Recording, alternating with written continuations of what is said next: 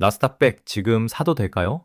이 질문 때문에 몇 달째 매수 버튼 앞에서 멈춰 계신 분, 13분만 주시면 그 고민 완전히 끝내드리겠습니다. 안녕하세요. 경제똑똑 박사입니다. 1억 원을 QQQ에 넣었느냐, QQQM에 넣었느냐, 이 한 끗 차이로 30년 뒤 통장에 3천만 원이 남느냐, 사라지느냐가 갈립니다. 실제 수년간 결과를 보면 답은 의외로 단순합니다. 이 영상 하나로 뭘, 어떻게, 얼마나 사야 하는지 세 가지 고민을 한 번에 정리해 드리겠습니다.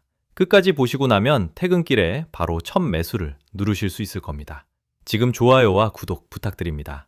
영상을 만드는데 큰 힘이 됩니다. 자, 먼저 이 나스닥백이 도대체 뭔지부터 짚고 가겠습니다. 이름은 다들 들어보셨지만 막상 그게 뭐냐고 물으면 명확히 답하기 어려우신 분들 많으실 겁니다. 주식시장을 학교에 한번 비유해 볼게요. 미국에는 대표적인 시장이 두 곳 있습니다. 하나는 뉴욕 증권거래소, 오래된 전통 명문 같은 거대 백화점입니다. 금융, 제조, 에너지 등 온갖 업종이 다 들어와 있죠.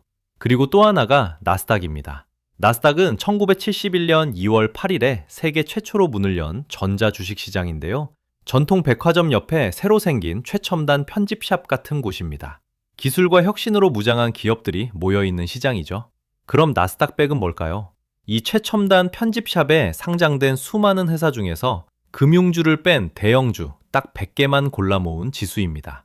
쉽게 말해 학교 전체가 아니라 우등생 특별반만 따로 뽑아놓은 반입니다. 1985년 1월에 만들어졌고 지금도 매년 12월에 승강제처럼 기업을 교체합니다. 그런데 왜 금융주는 뺀 거지? 이런 의문 드실 수 있습니다. 이유는 간단합니다. 은행이나 보험사는 돈을 굴려서 돈을 버는 구조라 제조 기술 기업이랑 같은 잣대로 비교하면 숫자가 왜곡됩니다. 농구 선수와 축구 선수를 같이 세워놓고 누가 더 잘 뛰냐 따지는 거랑 똑같죠. 종목이 달라요. 그래서 아예 처음부터 금융을 빼고 순수하게 산업, 기술 기업들로만 리그를 꾸린 겁니다. 이 100개 중에서도 상위 10개 기업이 지수의 약 52%를 차지합니다. 엔비디아, 애플, 마이크로소프트, 아마존, 메타. 이름만 들어도 내가 매일 쓰는 그 회사들이실 겁니다. 지난 1년 동안 이 상위 10종목의 평균 총수익이 약 35%였습니다. 1억을 넣었으면 1년 만에 1억 3,500이 됐다는 얘기죠. 그러니까 매수 버튼 앞에서 몇 달째 멈춰 계신 그 이유, 사실 본능적으로는 답을 알고 계신 겁니다. 세계에서 가장 잘 나가는 기업 100개를 한 바구니에 담아주는 상품인데 안 끌리는 게 오히려 이상하죠. 그런데 여기까지만 들으면 나스닥백이 완벽해 보이죠? 하지만 모든 이야기에는 빛과 그림자가 있습니다. 정말 완벽해 보이죠? 하지만 이 지수에는 말씀드리지 않은 어두운 과거가 하나 있습니다. 2000년 3월 나스닥 지수는 5048포인트를 찍습니다. 그 직전 5년간 무려 6배가 올랐어요. 이제 새로운 시대다, 인터넷이 모든 걸 바꾼다. 그런 분위기가 전 세계를 덮었습니다. 그때도 지금처럼 너도 나도 매수 버튼을 눌렀죠. 그리고 2년 7개월 뒤 지수는 1114포인트까지 내려앉습니다. 고점 대비 마이너스 78%. 숫자로만 들으면 감이 잘 안 오시죠? 쉽게 환산해 보겠습니다. 만약 그때 꼭지에서 1억을 넣으셨다면 2년 반 뒤 계좌에는 2,200만 원만 남아있는 겁니다. 7,800만 원이 증발한 거예요. 그것도 부실 기업이 아니라 나스닥 대표 지수에서요. 개별 종목은 더 참혹했습니다. 지금 시가총액 세계 최상위권인 아마존, 그 시절 주가가 무려 마이너스 92% 빠졌습니다. 우리 돈 1억이 800만 원이 된 셈이에요. 그리고 이 상처가 아무는데 얼마나 걸렸을까요? 정고점을 다시 밟기까지 정확히 15년이 걸렸습니다. 30대의 꼭지에서 사신 분은 머리가 희끗해질 때쯤에야 본전을 보신 거죠. 너무 옛날 얘기 아니냐 하실 수 있습니다. 그래서 가까운 숫자 하나 더 보여드리겠습니다. 불과 몇 해 전 2022년이었죠. 전 세계 중앙은행이 금리를 올리자 나스닥 100은 그해 마이너스 32.38%로 마감합니다. 같은 해 S&P 500은 마이너스 18.11%였어요. 낙폭이 약 1.8배. 1억이면 S&P 500은 1,800만 원 손실로 끝났을 금액이 나스닥 100에선 3,200만 원 넘게 녹는다는 뜻입니다.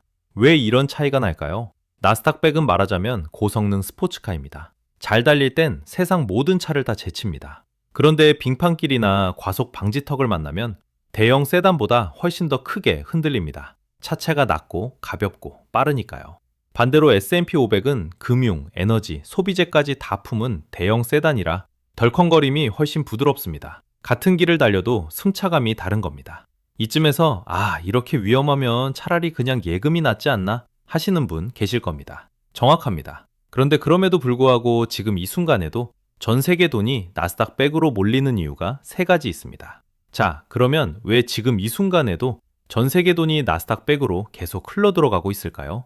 이유는 크게 세 가지입니다. 하나씩 또박또박 말씀드릴게요.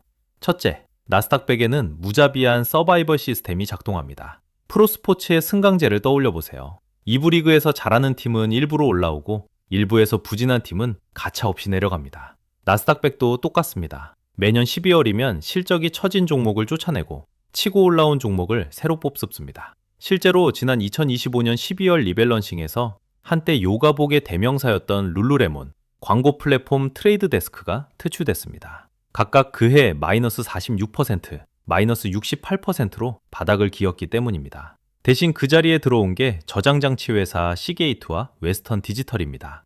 AI 데이터 폭증으로 그 해에만 주가가 플러스 200% 뛴 종목들이죠. 제가 종목 고르느라 밤새 공부 안 해도 지수가 알아서 웃은 색만 골라다 주는 구조입니다.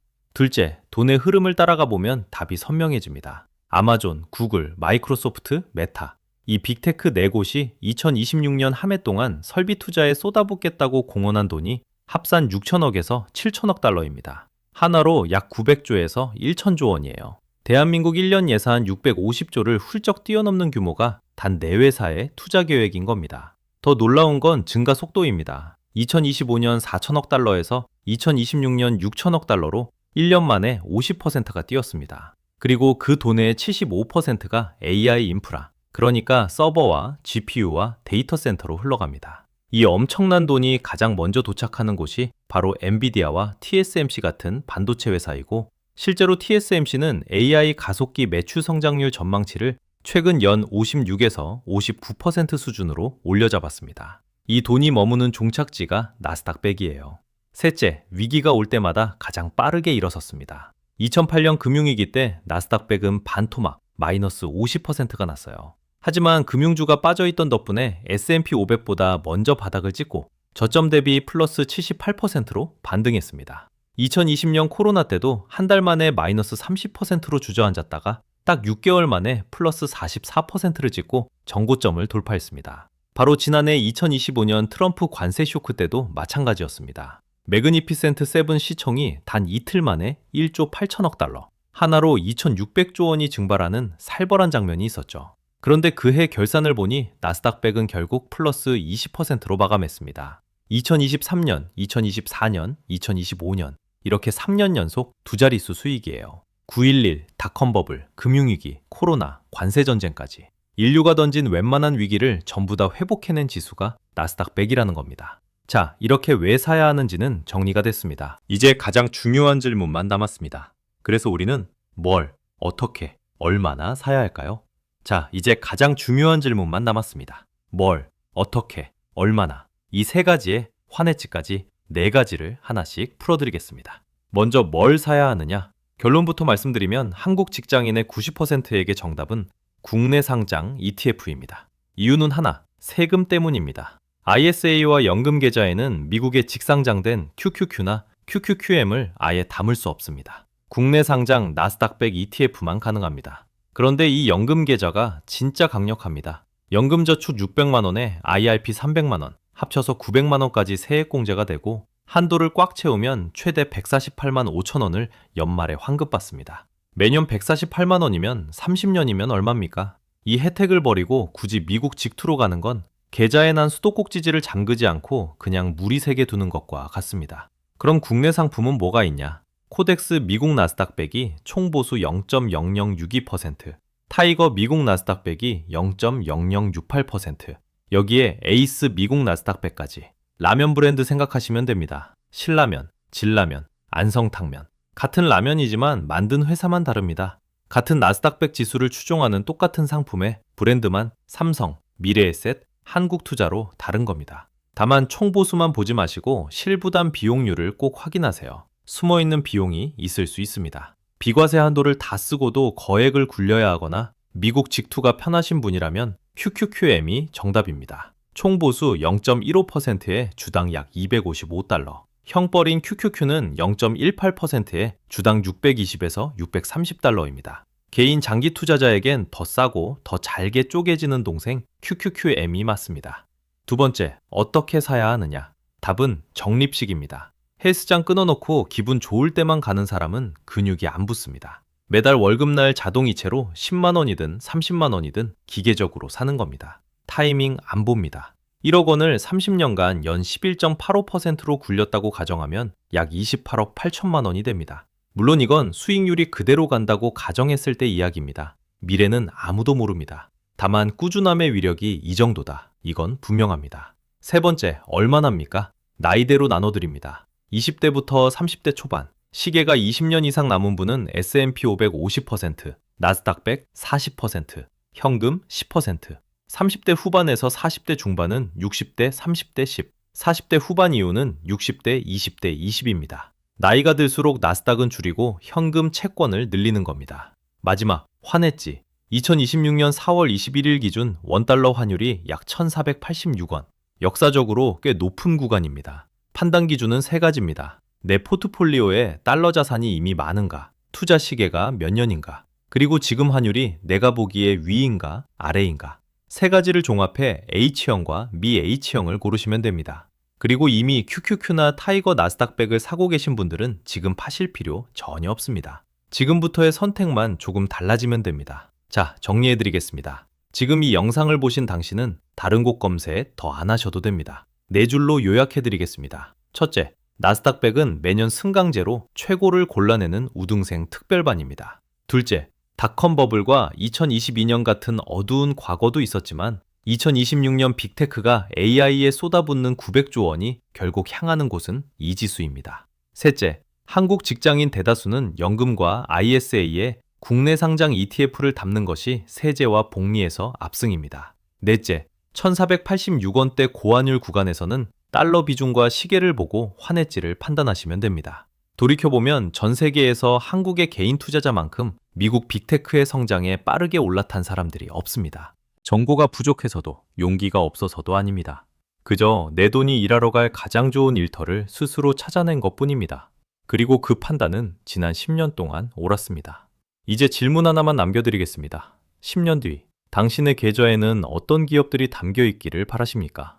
엔비디아, 애플, 마이크로소프트가 매일 벌어다주는 돈을 나도 나눠가는 쪽인지, 아니면 여전히 매수 버튼 앞에서 망설이고 있는 쪽인지, 그 답은 지금 당신의 손가락 끝에 있습니다.